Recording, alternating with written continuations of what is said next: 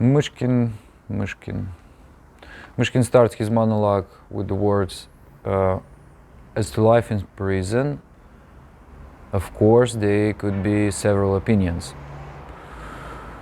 I once heard the story of a man who lived 12 years in prison. 12 years in prison, the first thing. 12 years.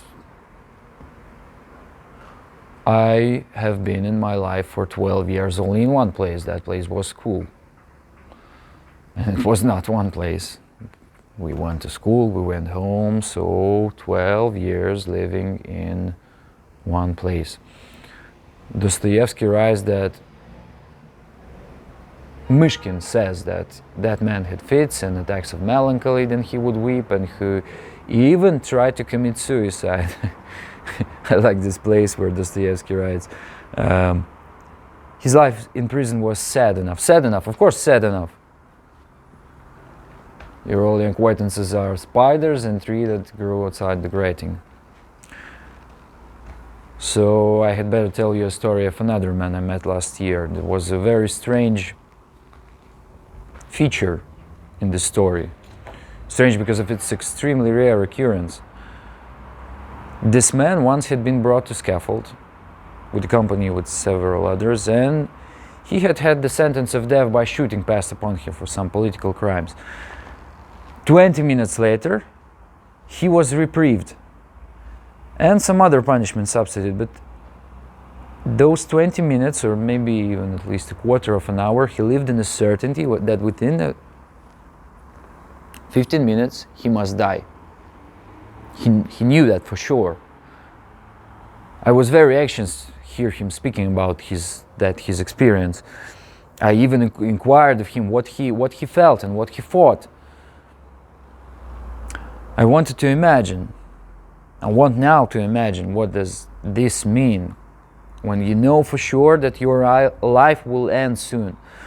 There is a line in this monologue which is written like, a priest went about among those criminals, maybe with the cross, to kiss this cross, and he knew that there are only 5 minutes left for him to live.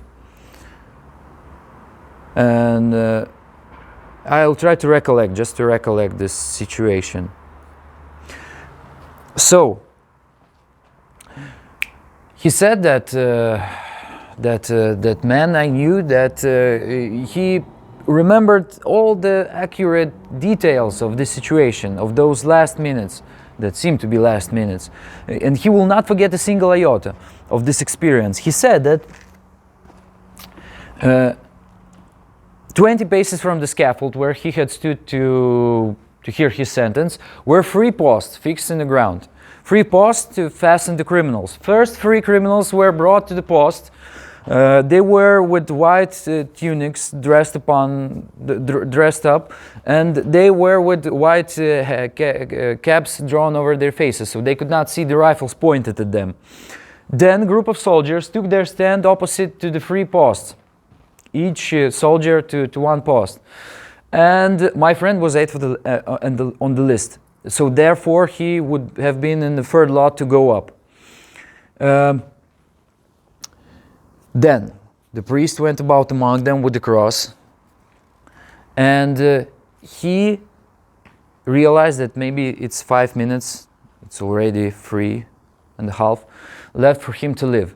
He divided this time that he had to the portions, to the small portions. He remembered he did it quite well. He remembered that he did it. 2 minutes for saying goodbye to his farewell, say goodbye to his companions. 2 minutes for that.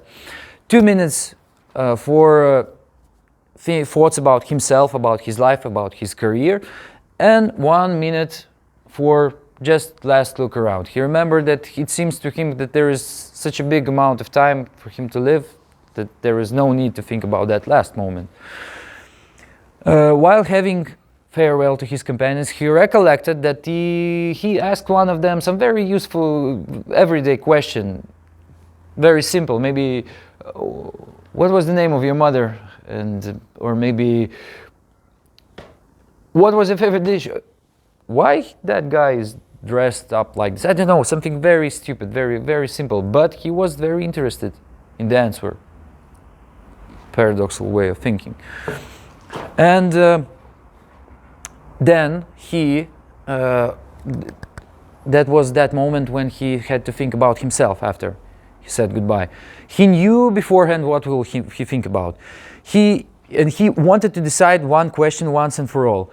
How could it be that there is he, living, thinking person, and that in 2 minutes, 3 minutes, there will be nobody? He wanted to decide it once and for all. A little way off there stood the church, and its gilded spire glittered in the sun. He remembered he stubbornly gazed at this spire, and he could not tear his eyes from these rays of light. He had an idea that maybe this light is his new nature.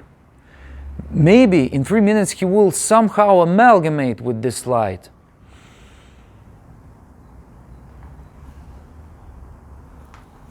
All those thoughts, minute and a half left, all those thoughts were such a heavy burden upon his brain. But the most terrible was the thought, what should I do if I were not to die now? What should I do if I will live?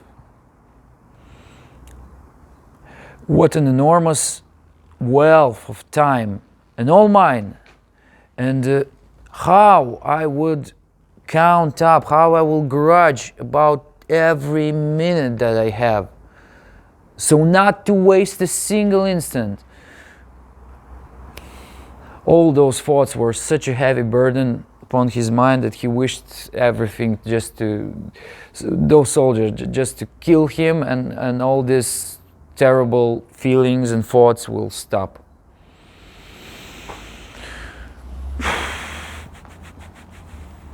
I don't know, it's impossible to realize how the person should feel if he knows for sure that it's only 15 minutes for him to live left. 5, 4, 3, 2, 1, 5 minutes.